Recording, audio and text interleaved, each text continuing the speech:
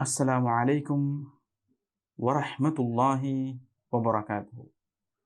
إن الحمد لله نحمده ونستعينه ونستغفره ونؤمن به ونتوكل عليه ونعوذ بالله من شرور أنفسنا ومن سيئات أعمالنا. من يهده الله فلا مضل له ومن يضلل فلا هادي له. أشهد أن لا إله إلا الله وحده لا شريك له وأشهد أن محمدا عبده ورسوله أما بعد. கண்ணியத்துக்கும் பெரும் மதிப்புக்கும் உரிய அல்லாஹ்வின் நல்லடியார்களே, அருமை சகோதரர்களே, சகோதரிகளே, இன்றைய இந்த அமர்வில், இந்த சந்திப்பில்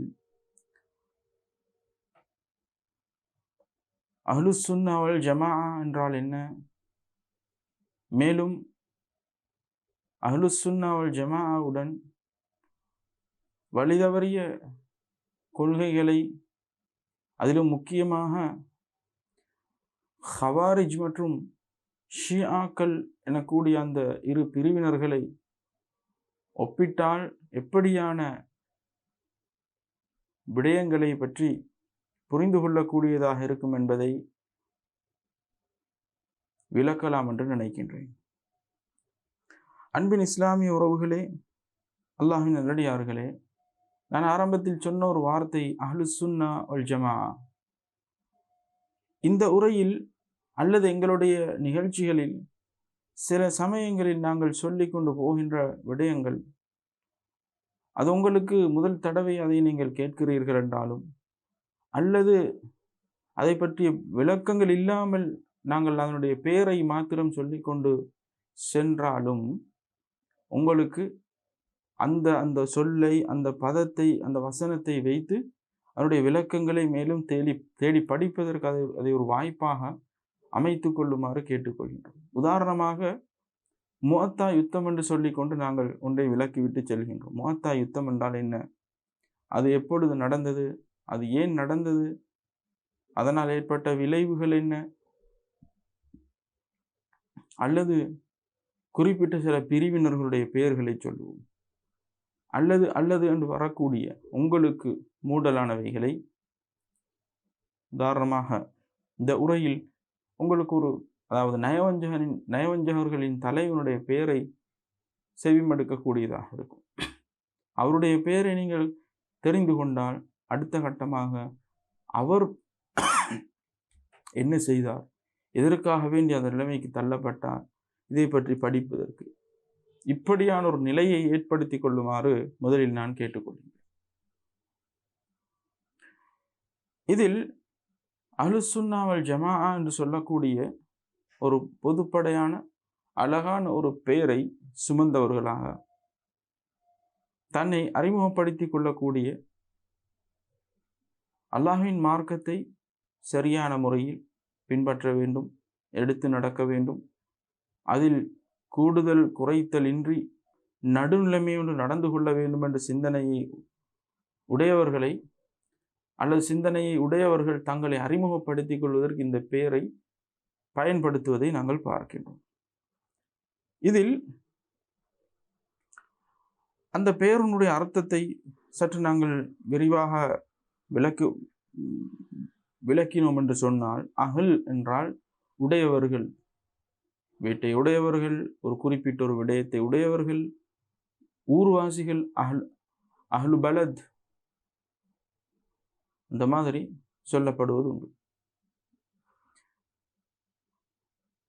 அப்படி வைத்து பார்க்கும் பொழுது அஸ்ஸுன்னா அல் ஜமாஅ என்று சொல்லக்கூடிய இரண்டு பதங்கள் எஞ்சுகிறது. அஸ்ஸுன்னா என்றால் என்ன, அல் ஜமாஅ என்றால் என்ன? அஸ்ஸுன்னா என்பது பாதை, வழி, இவைகளை குறிப்பதற்கு பயன்படுத்துகின்ற ஒரு அரபி வார்த்தை. ஆனால் இஸ்லாத்தை பொறுத்தவரையில், அதாவது இஸ்லாமிய வழிகாட்டல்கள், அல்லாஹ்வுடைய ஏவல்கள், விளக்கல்கள், நபி அவர்களுடைய வழிகாட்டல்கள், இவைகளை எல்லாம் உள்ளடக்கிய என்று பொதுப்படையாகவும், குறிப்பாக இறை தூதர் நபி முஹம்மது ஸல்லல்லாஹு அலைஹி வஸல்லம் அவருடைய வழிகாட்டல்களை குறிப்பதற்கும் இந்த பதம் பயன்படுத்தப்படுவது உண்டு. இந்த சுன்னா என்பது இந்த இடத்தில் அகீதா ரீதியாக பார்க்கும் பொழுது அது பொதுப்படையான கண்ணோட்டத்தில் பார்க்கப்பட வேண்டும். பொதுப்படையாக இஸ்லாமிய உயரிய நேரான அந்த வழிகாட்டல். அதே நேரத்தில் அல் ஜமாஅ என்று சொன்னால் கூட்டம், கம்யூனிட்டி என்று பொருள்படக்கூடியதாக இருந்து கொண்டிருக்கிறது. இந்த சுன்னாவையும் இந்த ஜமாஆவையும் இஸ்லாம் வலியுறுத்துவதை நாங்கள் பார்க்கின்றோம். இஸ்லாம் எப்படி வலியுறுத்துகிறது என்று சொன்னால், இஸ்லாமிய போதனைகளை எடுத்து நடக்கின்ற நேரத்தில் அங்கே இயல்பாகவே அது ஒரு கூட்டமாக மாற்றம் அடைகிறது. கூட்டத்தை விட்டும் தனித்து பிரிந்து செயற்படுவதற்கு பல காரணங்கள் அங்கே நிகழ்ந்தாலும் அந்த ஜமாஅ என்று சொல்லக்கூடிய அந்த கன்செப்டை பாதுகாக்கக்கூடிய ஒரு நிலையில்தான் ஒரு முஃமின் இருப்பான், ஒரு முஸ்லிம் இருப்பான். இஸ்லாமிய போதனைகளை நீங்கள் எடுத்து பார்த்தாலும், அதில் உள்ள வணக்க வழிபாடுகளை எடுத்து பார்த்தாலும், அனைத்திலும் பிற மனிதர்களோடு ஒன்றர கலக்கக்கூடிய வழிகாட்டல்களாகவே அந்த வழிகாட்டல்கள் இருந்து கொண்டிருப்பதை நாங்கள் பார்க்கின்றோம். அதாவது நீங்கள் தொழுகையை எடுத்துக்கொண்டாலும், ஜக்காத்து, அதே போன்று ஹஜ், நோன்பு, இதில் எல்லாவற்றிலும் இந்த கூட்டம் என்பது இன்றியமையாத ஒன்றாக இருப்பதை நாங்கள் பார்க்கின்றோம். அந்த அடிப்படையில்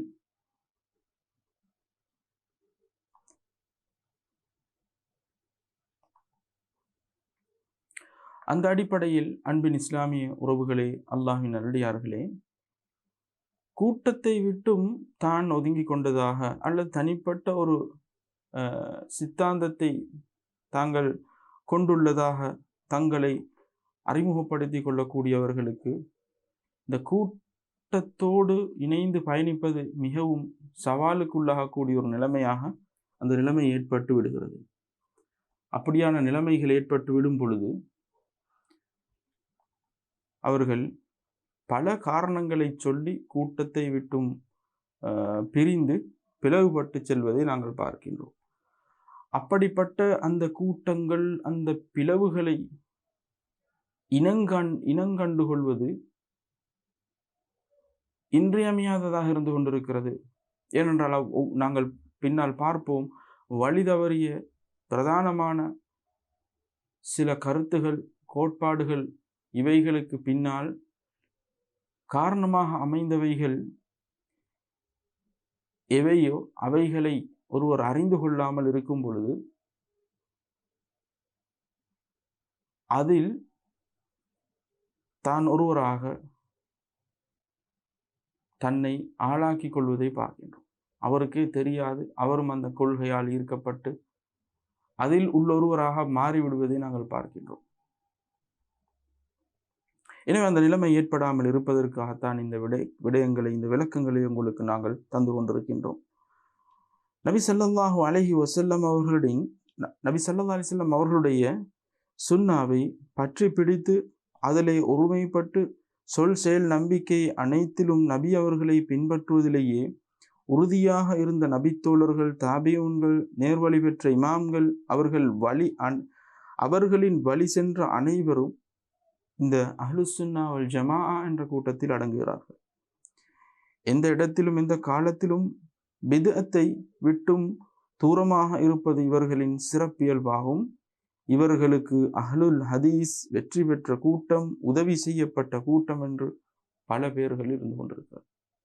இந்த பெயர்களோடு வழி தவறி அவர்களுடைய பெயர்களை நீங்கள் எடுத்து பார்த்தால் அது தான் ஒதுங்கிவிட்ட, தூரமாகிவிட்ட ஒரு நிலையை குறிக்கக்கூடியதாகவே இருந்து கொண்டிருக்கிறது. அதை நாங்கள் பார்ப்போம். அஹ்லுஸ் சுன்னா வல் ஜமாஅ என்று சொல்லக்கூடிய இந்த கூட்டத்தின் சிறப்பியல்புகளில் ஒன்றாக குறிப்பிடலாம், அவர்கள் நடுநிலை வகிக்கக்கூடியவர்களாக இருப்பார்கள். மார்க்கத்தில் அளவு கடந்து போகவோ பாராமுகமாக நடந்து கொள்ளவோ மாட்டார்கள். இந்த இரண்டும் சோதனைகள். இரண்டாவது, அவர்கள் தமது பிரதான மூலாதாரங்களாக அல் குர்ஆனையும் சஹீஹான நபிமொழிகளையும் எடுக்கக்கூடியவர்களாக இருப்பார்கள். அவைகளை சலஃபு சாலிஹீன்கள் விளங்கிய விதத்தில் அவர்கள் விளங்குவதற்கு முயற்சி செய்வார்கள். நபி ஸல்லல்லாஹு அலைஹி வஸல்லம் அவர்களை தவிர வேறு எந்த இமாம்களையும் முழுமையாக பின்பற்றப்படும் முன்மாதிரியாக அவர்கள் எடுக்க மாட்டார்கள். அவர்கள்தான் நபி அவர்களின் சொல் செயல் நிலைமைகளை அதிகம் அறிந்தவர்கள். எனவே அவர்கள்தான் சுன்னாவை அதிகம் விரும்புகிறார்கள். அவருடைய அறிவு அல் குர்ஆனுக்கும் ஹதீஸுக்கும் முரண்படுவது போன்று தெரிந்தால் அவர்களுடைய சொந்த அறிவை விட்டுவிட்டு குர்ஆனையும் ஹதீஸையும் அதனுடைய வசனங்களையும் அவர்கள் ஏற்றுக்கொள்ளக்கூடியவர்களாக இருப்பார்கள். அவர்கள் இஸ்லாம், சுன்னா, ஜமாஆ போன்ற பெயர்களை தவிர வேறு பெயர்களை தமக்கு வைத்து கொள்ள மாட்டார்கள். உதாரணமாக அஷ்அரியா, ஷியா, முஅ்தஸிலா போன்ற பெயர்களை அவர்கள் வைத்து கொள்ளாதவர்களாக இருப்பார்கள். அவர்கள் எப்போதும் ஒற்றுமையை விரும்புவார்கள், பிரிவினையை முற்றிலும் வெறுப்பார்கள். அல் குர்ஆன் ஹதீஸின் பக்கமே ஒன்றுபடுவார்கள். இந்த தன்மைகளை சற்று அலசி பார்த்தால் எப்படிப்பட்டவர்களாக அஹ்லுஸ் சுன்னா வல் ஜமாஅத்தினர்கள் இருப்பார்கள். அஹ்லுஸ் சுன்னா என்பதும் ஏன் அஹ்லுஸ் சுன்னா வல் ஜமாஅ என்று சொல்லக்கூடிய இந்த பெயரை குறிக்க வேண்டும் அல்லது இந்த பெயரோடு பயணிக்கக்கூடிய ஒரு நிலைமை ஏற்படுகிறது என்று சொன்னால், ஒட்டுமொத்த இஸ்லாமியர்களையும் குறிப்பிடுவதற்கு அல்லது இஸ்லாம் எனக்கூடிய வட்டத்தில் மேற்சொன்னவர்கள் அனைவரும் இருந்து கொண்டிருக்கிறார்கள். ஆனால் அவர்கள் தங்களை அறிமுகப்படுத்திக் கொள்வதற்கு குறிப்பிட்ட ஒரு பெயரை பயன்படுத்தும் பொழுது ஷியாக்கள், ஆனால் அவர்கள் முஸ்லிம்கள் என்று சொல்கிறார்கள். மேலும் கத்ரியாக்கள், அவர்கள் முஸ்லிம் என்று சொல்கிறார்கள். ஒருபோதும் அவர்களை காஃபிர் என்று சொல்லவில்லை. எனவே ஷியாக்கள் அல்லாத கத்ரியாவோ இதர வழிகட்ட கொள்கைகளில் இல்லாதவர்கள் என்று தன்னை நடுநிலையான பாதையில் நிலைநிறுத்திக் கொள்வதற்காகத்தான் இந்த பெயர் பயன்படுத்தப்படுகிறது. ஆனால் நாம் அனைவரும் முஸ்லிம்கள் என்பதை மனதில் கொள்ள வேண்டும். அதே நேரத்தில் இதர வழிகட்ட கொள்கைகள் இருந்து கொண்டு அவர்கள் உண்மையில் திரிபடுத்தப்பட்ட அவர்களுடைய மனோ இச்சைகளை கொண்டு திரிபடுத்தப்பட்ட வசனங்கள், அலங்கரிக்கப்பட்ட வசனங்களின் பால் தான் மக்களை அழைப்பு விடுக்கிறார்கள். எனவே அவர்களுடைய அழைப்பு என்பது சில நேரத்தில் வெளிரங்கத்துக்கு அலங்கரித்து அழகாக தென்பட்டாலும் காட்சிப்படுத்தப்பட்டாலும் அதில் இருக்கக்கூடிய பயங்கரங்கள் எந்த அளவுக்கு என்பதையும் இன்ஷா அல்லாஹ் இன்றைய தினம் உங்களுக்கு அறிந்து கொள்ளலாம். இஸ்லாத்தில் பிரிவுகள் ஏற்பட்டதனுடைய வரலாறுகளை நாங்கள் சற்று புரட்டி பார்க்கும் பொழுது நபி ஸல்லல்லாஹு அலைஹி வஸல்லம் அவர்களுடைய முன் அறிவிப்பு கொண்டு இருந்து கொண்டிருக்கிறது. அன்னலார் ஸல்லல்லாஹு அலைஹி வஸல்லம் அவர்கள் கூறினார்கள்,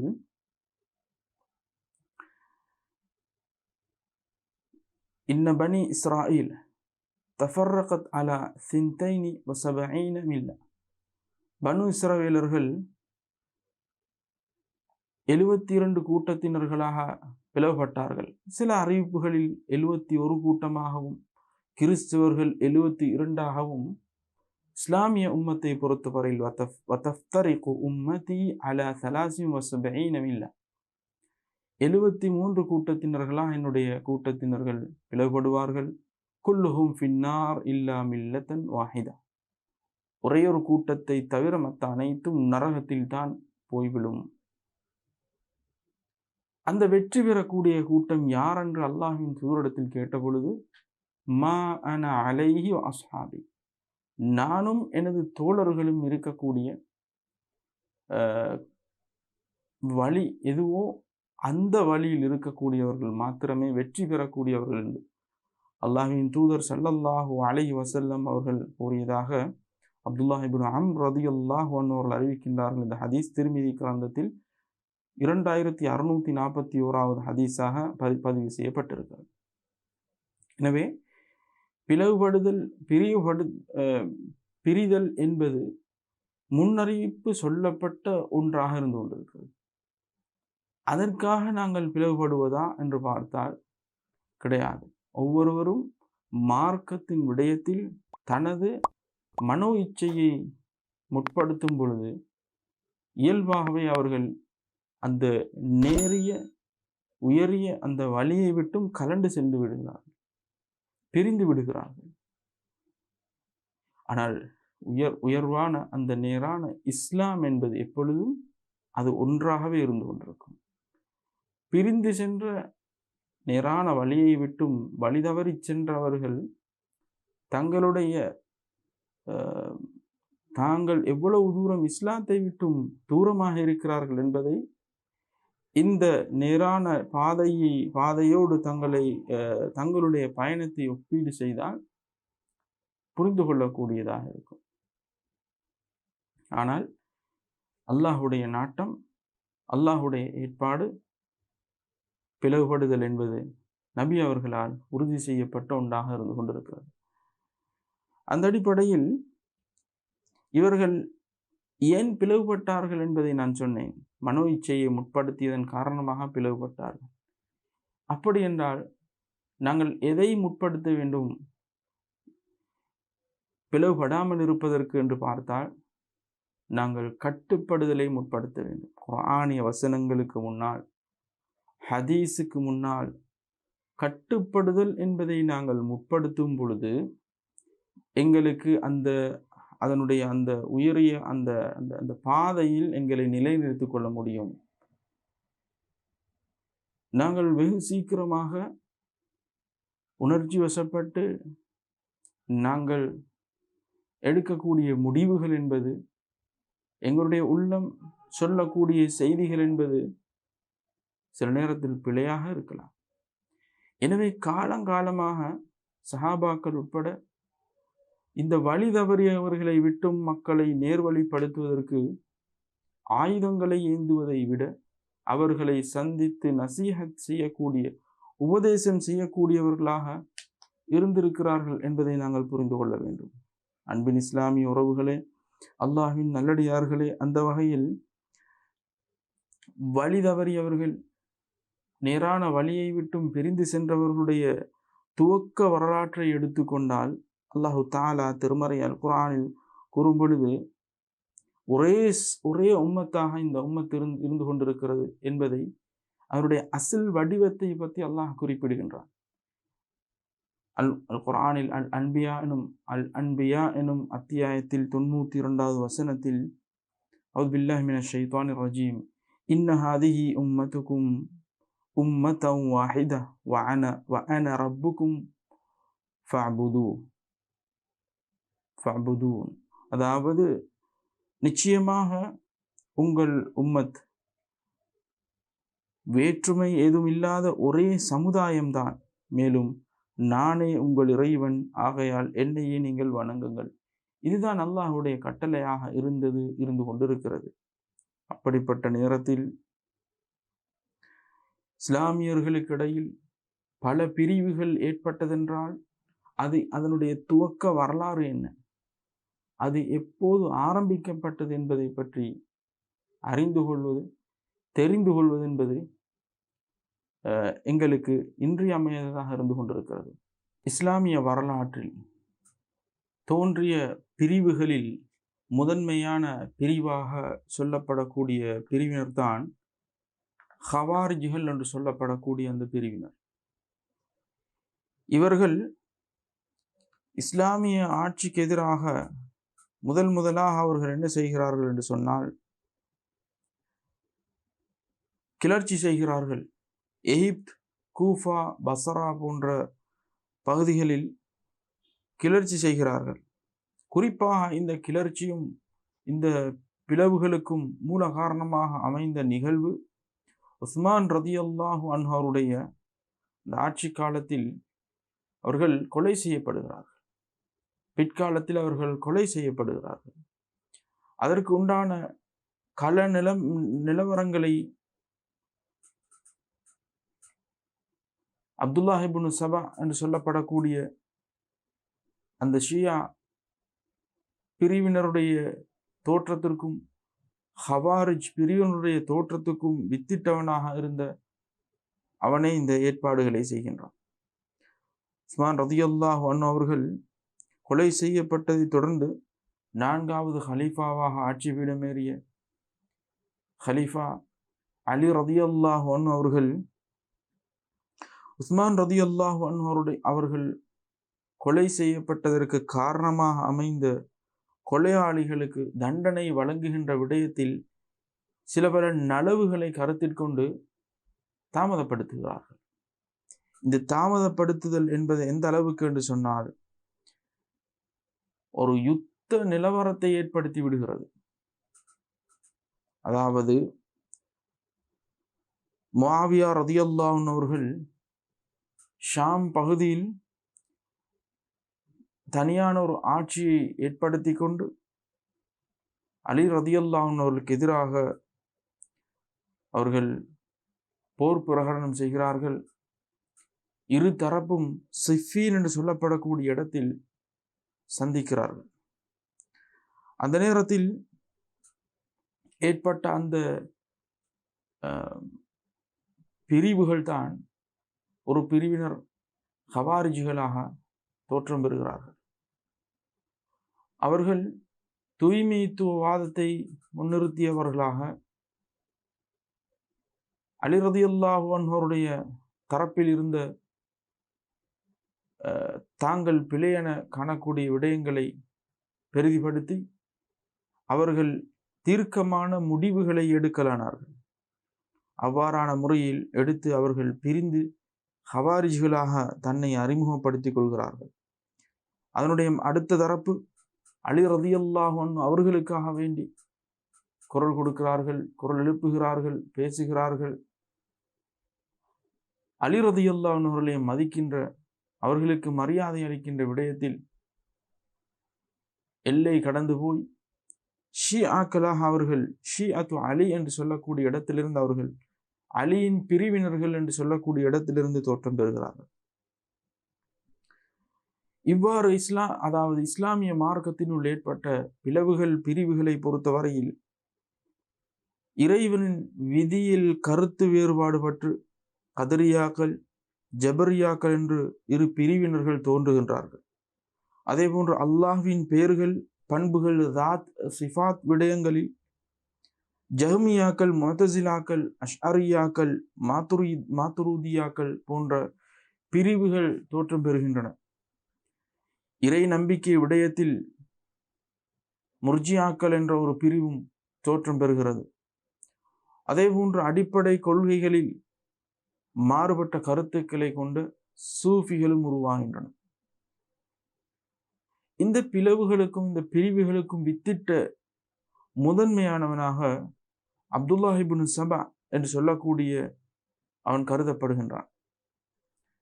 இஸ்லாமிய மார்க்கத்தினுள் ஏற்பட்ட அந்த யுத்தங்களும் கருத்து வேற்றுமைகளும் பிரிவுகளாக தோற்றம் பெற்று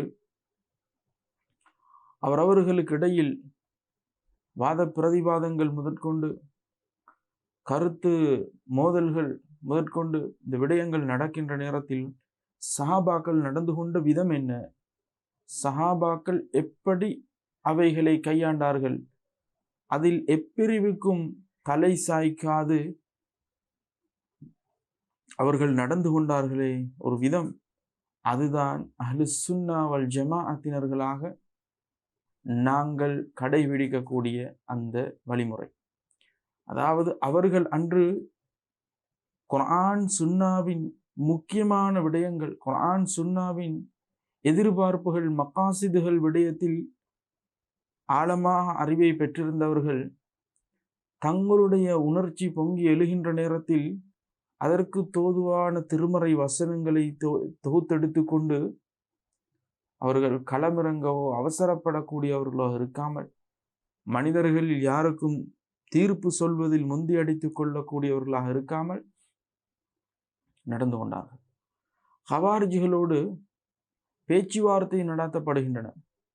இப்னு அப்பாஸ் ரலியல்லாஹு அன்ஹு அவர்கள் அவர்களை போய் சந்தித்து பேசுவதற்காக சென்ற நேரத்தில் நீங்கள் தவறான ஒரு கொள்கையில் இருக்கிறீர்கள் என்பதை உணர்ந்து கொள்வதற்கு நான் ஒரு விடயத்தை கூறுகின்றேன் என்று சொல்லி அவர்கள் சொன்ன விடயங்களில் ஒன்றுதான், உங்களில் சஹாபாக்கள் எத்தனை பேர் இருக்கிறார்கள்?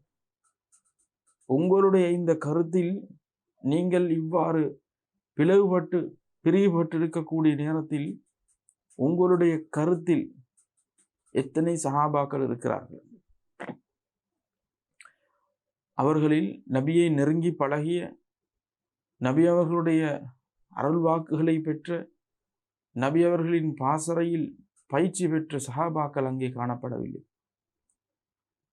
எனவே சஹாபாக்கள் அல்லாஹ்வின் தூதருடைய போதனைகளை செய்கை வடிவிலும் வார்த்தை வடிவிலும், அந்த வார்த்தைகளை நபி அவர்கள் சொன்ன கால நில இடங்களை ஏவல் பொருள் விளக்கங்களோடு அவர்கள் பார்த்து பெற்றுக்கொண்டவர்கள். அவர்கள் அதில் நிதான போக்கை கடைபிடிப்பார்கள்.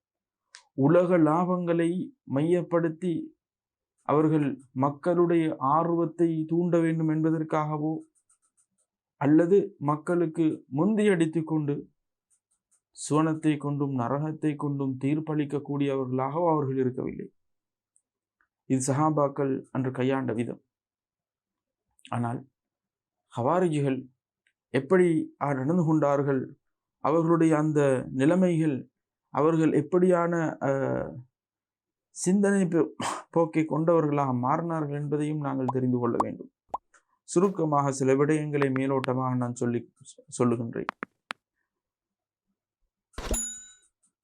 அன்று சிஃபீன் யுத்தத்தில் அலி ரதியல்லாஹு அன்ஹு அவர்களுக்கு எதிராக நடந்த அந்த போரில் அவர்கள் வெளிநடப்பு செய்கிறார்கள். வெளிநடப்பு செய்ததற்கு பின்னால் அவர்கள் வேறாக தனியாக இயங்க ஆரம்பிக்கின்றார்கள். அவர்களில் ஹரூரியாக்கள், மாரிகா, நவாசிஃப் போன்ற பல பேர்களை கொண்டு அவர்கள் அழைக்கப்படுகிறார்கள்.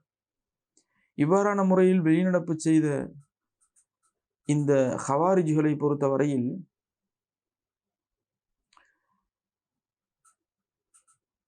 அல்லாஹ்வை நம்பிக்கை கொள்கின்ற விடயத்தில் அவர்கள் எப்படியான மாறுபட்ட கருத்தை கொண்டவர்களாக இருக்கிறார்கள் என்று சொன்னால்,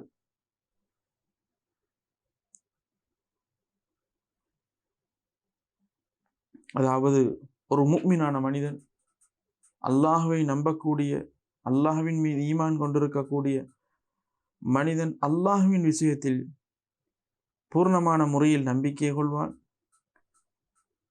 அதே நேரத்தில் அல்லாஹ்வை பற்றிய நம்பிக்கையில் கூடுதல் குறைபாடு எனக்கூடியவைகள் ஏற்பட முடியும்.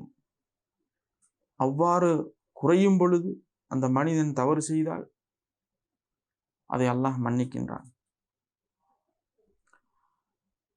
ஈமான் அதிகமாக இருக்கிற நேரத்தில் அவன் தவறுகளை விட்டும் தன்னை பாதுகாத்துக் கொள்ள முடியும். ஆனால் தவறு இழைக்கின்ற நேரத்தில் ஈமான் குறைந்திருக்கக்கூடிய ஒரு நிலைமையை தான் அவன் பெற்றுக்கொள்கின்றான். இது போன்ற ஒரு விளக்கத்தை அஹ்லுஸ் சுன்னா வல் ஜமாஅ கூறுகின்ற நேரத்தில் இவர்கள் என்ன சொல்லுகிறார்கள் என்றால், அவ்வாறு ஈமான் குறைந்ததன் காரணமாக பெரும்பாவங்கள் ஏதும் செய்துவிட்டால், தவறுகள் இழைத்துவிட்டால் அவன் இஸ்லாத்தை விட்டும் வெளியேறிய ஒருவராகவே கருதப்படுகிறார், காஃபிராகி விடுகிறார் என்று சொல்லக்கூடிய ஒரு நிலையை அவர்கள் முன்வைக்கிறார்கள். இது எந்த அளவுக்கு என்று சொன்னால், அல்லாஹு தஆலா குர்ஆனில் தவறிழைக்கக்கூடியவர்களின் விடயத்தில் தன்னுடைய கருணை விசாலமானது என்பதை சொல்லி, தவறு செய்தவர்களுக்கு அதிலிருந்து அதை விட்டு விலகி ஒதுங்கி பாவ மன்னிப்பு கேட்டு வெளிவருமாறு அழைப்பு விடுக்கிறதை பார்க்கின்றோம். ஆனால் இந்த ஹவாரிஜிகளுடைய சிந்தனை எப்படி என்றால், ஒரு மனிதன் தவறிழைத்து விட்டால், பாவம் செய்து விட்டால் அவன் அவன் இஸ்லாத்தை விட்டும் வெளியே சென்று விடுகின்றான் என்று சொல்லக்கூடிய ஒரு கோட்பாட்டை உடையவர்களாக இருக்கிறதை பார்க்கின்றோம். இந்த நிலைமை எதையெல்லாம் தகடுபொடியாக்கக்கூடியதாக இருக்கிறது என்று சொன்னால், அல்லாஹ்வின் தூதர் ஸல்லல்லாஹு அலைஹி வஸல்லம் அவர்கள் கூட சஹாபாக்களுக்கு, அதாவது அவர்கள் செய்த தவறுகளின் அடிப்படையில் சிலருக்கு மரண தண்டனை விதித்தார்கள். அவர்கள் இஸ்லாத்தை விட்டும் வெளியேறினார்கள் என்று சொல்லவில்லை. சிலருக்கு கசையடி அடித்தார்கள், மது அருந்தியமைக்காக, அவதூறு சொன்னமைக்காக. ஆனால் இவர்கள் யாரும் இஸ்லாத்தை விட்டும் வெளியேறவில்லை. மாறாக இவர்கள் மேலான பாவ மன்னிப்பை பெற்றுக்கொண்டார்கள் என்பதைத்தான் அல்லாஹ்வின் தூதர் அவர்கள் கூறினார்கள். எனவே ஹவாரிஜிகளின் விடயத்தில் இது ஒரு பதுங்கிய ஒரு சிந்தனையாக இருந்து கொண்டிருக்கிறது. அதே நேரத்தில் ஆட்சியாளர்களுக்கு எதிராக களமிறங்குவது, ஆட்சியாளர்களுக்கு எதிராக கிளர்ச்சி செய்வது என்பதை எல்லா காலங்களிலும் கொள்கையாக கொண்டிருக்கக்கூடியவர்கள். அன்று அலி ரலியல்லாஹு அன்ஹு அவர்களுக்கு எதிராக அவர்கள் களமிறங்கினார்கள். தூய்மைத்துவவாதத்தை அவர்கள் முன்னிறுத்தி என்ன செய்தார்கள் என்றால், ஆட்சியாளர்கள் பரிசுத்தமானவர்களாக இருக்க வேண்டும், தூய்மையானவர்களாக இருக்க வேண்டும், அவர்கள் தவறிழைக்கும் பட்சத்தில் ஆட்சியிலிருந்து அவர்கள் இடைநீக்கம் செய்யப்பட வேண்டும் என்று சொல்லக்கூடிய சித்தாந்தத்தை, கொள்கையை கொண்டவர்களாக இருந்து கொண்டிருக்கிறார்கள். அபு உமையா ரஹ்மத்துல்லாஹி அலைஹி அவர்கள் அறிவிக்கின்றார்கள், உபாதா இப்னு அஸ்-சாமித் ரலியல்லாஹு அன்ஹு அவர்கள் நோய்வாய்ப்பட்டிருந்த போது நாங்கள் அன்னவர்களிடம் நலம் விசாரிக்க சென்றோம். நாங்கள், அல்லாஹ் உங்களுக்கு குணமளிக்கட்டும், நபி ஸல்லல்லாஹு அலைஹி வஸல்லம் அவர்களிடமிருந்து நீங்கள் கேட்ட ஒரு ஹதீஸை, செய்தியை எங்களுக்கு அறிவியுங்கள், அதனால் அல்லாஹ் உங்களுக்கு நட்பலன் அளிப்பான் என்று சொன்னோம் என்று கூறுகிறார்கள். அதற்கு உபாதா இப்னு சாமித் ரலியல்லாஹு அன்ஹு அவர்கள் சொல்லுகிறார்கள், நாங்கள் நபி ஸல்லல்லாஹு அலைஹி வஸல்லம் அவர்களிடம் இருந்த பொழுது நபி அவர்கள் எங்களை அழைத்தார்கள், நாங்கள் சென்றோம். அந்த நேரத்தில் நபி அவர்கள் எங்களிடத்தில் உறுதிமொழியை பெற்றுக்கொண்டார்கள். நாங்கள் உற்சாகமாக இருக்கும் போதும், சோர்ந்திருக்கும் போதும், வசதியாக இருக்கும் பொழுதும், சிரமத்தில் இருக்கும் பொழுதும், எங்களை விட்டும் பிறருக்கு முன்னுரிமை வழங்கப்படும் போதும் கூட ஆட்சி தலைவரின் கட்டளையை செவியேற்று அவருக்கு கீழ்ப்படிந்து நடப்போம். ஆட்சி அதிகாரத்தில் இருப்பவர்களுடன் நாங்கள் சண்டையிட மாட்டோம். எந்த விஷயம் பகிரங்கமான இறை மறுப்பு என்பதற்கு அல்லாஹ்விடம் எங்களுக்கு ஆதாரம் கிடைத்துள்ளதோ அத்தகைய விஷயத்தை ஆட்சியாளரிடம் நாங்கள் கண்டாலே தவிர என்று நபி அவர்கள் உறுதிமொழி பெற்றதாக அறிவிப்பு செய்யப்படுகிறதை நாங்கள் பார்க்கின்றோம். இந்த ஹதீஸை பொறுத்தவரையில் புகாரி கிரந்தத்தில் 7055, 7056, மேலும் முஸ்லிம் கிரந்தத்தில் 1709 ஹதீஸ்கள் பதிவு செய்யப்பட்டிருக்கிறது. ஆட்சியாளர்கள் விடயத்தில் நினைத்தாற்போல் எங்களுக்கு கிளர்ச்சி செய்யவும், அதனூடாக அப்பாவிகளுடைய இரத்தங்களை ஓட்டவும் சிந்தவும் அனுமதி கிடையாது. நாங்கள் வாழக்கூடிய எந்த ஒரு பகுதியில் இருந்தாலும் அநியாயம், அசாதாரண சூழ்நிலைகள் இவைகள் இருக்கும் நிலையில் அவைகளை உணர்த்துவதற்கு அந்த காலத்தில், அந்த இடத்தில், அந்த தேசத்தில் எப்படியான யுக்திகள் கையாளப்படுகிறதோ அந்த யுக்திகளுக்கு அமைய நாங்கள் நடந்து கொள்ள முடியும்.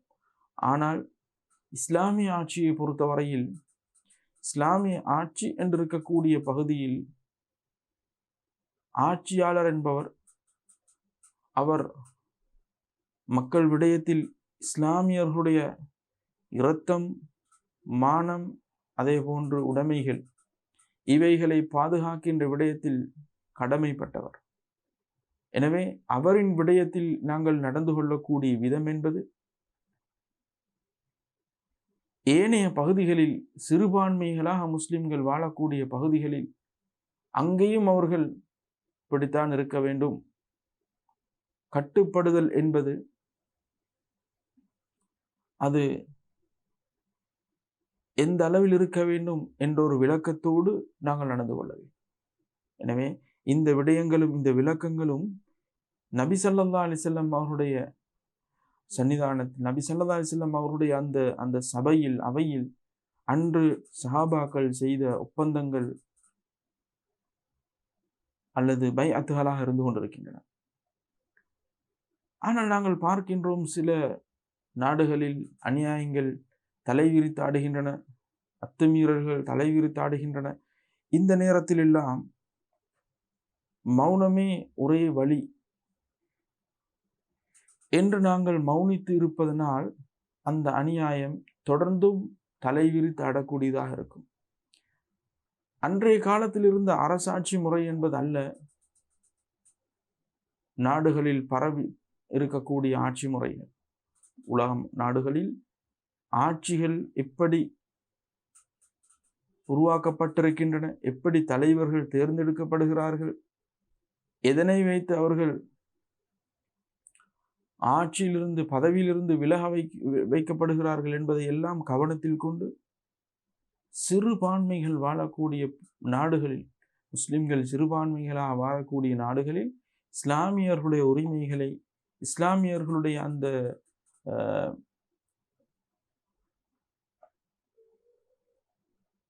உரிமைகளை வென்றெடுக்கக்கூடிய நிலைமையிலான செயற்பாடுகளை தான் அங்கே கவனத்தில் கொள்ளப்பட வேண்டும் என்பதை நாங்கள் புரிந்து கொள்ள வேண்டும். இந்த ஹவாரிஜிகளுடைய பண்புகளை பொறுத்தவரையில் அவர்கள் நபி ஸல்லல்லாஹு அலைஹி வஸல்லம் அவருடைய இஸ்ரா மியராஜ் போன்ற பயணங்களை அவர்கள் மறுக்கிறார்கள். மறுமையில் நபி ஸல்லல்லாஹு அலைஹி வஸல்லம் அவருடைய சிபாரிசு இருக்கும் என்பதை அவர்கள் மறுக்கிறார்கள். மறுமையில் அல்லாஹ்வை காண முடியாது என்கிறார்கள். கராமத்துகளை அவர்கள் ஏற்றுக்கொள்ளாதவர்களாக இருக்கிறார்கள். பாருங்கள், தூய்மையான ஒரு விடயத்தை பேச போய் எப்படியான பல விடயங்களை மறுக்கக்கூடிய நிலைமையில் அவர்கள் மாறிவிட்டார்கள் என்று இன்றும் நாங்கள் பார்க்கின்றோம். சிலருடைய மனோ இச்சையின் காரணமாக அவர்கள் சில விடயங்களுக்கு விளக்கமளிக்க முனைந்து அதில் இயலாதவர்களாக மாறியதன் பின்னால் என்ன செய்கிறார்கள் என்றால், அவர்கள் பல விடயங்களை மறுக்கக்கூடிய நிலைமைக்கு மாறிவிடுகிறார்கள். எனவே இந்த மாதிரியான போக்கும் இந்த மாதிரியான சிந்தனைகளும் எங்களை ஒரு வகையில் இஸ்லாத்தில் பிளவுபட்ட பிரிவுகளில் ஒரு பிரிவில் கொண்டு போய் சேர்த்துவிடும். எனவே நாங்கள் எங்களை பாதுகாத்து கொள்ள வேண்டும். அதே நேரத்தில் ஷியாக்கள் சம்பந்தமாக, ஷியாக்களுடைய தோற்றம், ஷியாக்களுடைய வளர்ச்சி, ஷியாக்களுடைய உட்பிரிவுகள் சம்பந்தமாக இன்ஷா அல்லாஹ் இன்னும் ஒரு பாடத்தினூடாக உங்களுக்கு விளக்கங்களை, அதனை தொடர்ந்து வரக்கூடிய அந்த இருக்கக்கூடிய பிரிவுகள் சம்பந்தமான விளக்கங்களை வழங்கலாம் என்று நினைக்கின்றேன். அதுவரையில் இந்த சந்திப்பை நிறைவுக்கு கொண்டு வருகின்றேன். وآخر دعوانا أن الحمد لله رب العالمين. السلام عليكم ورحمة الله وبركاته.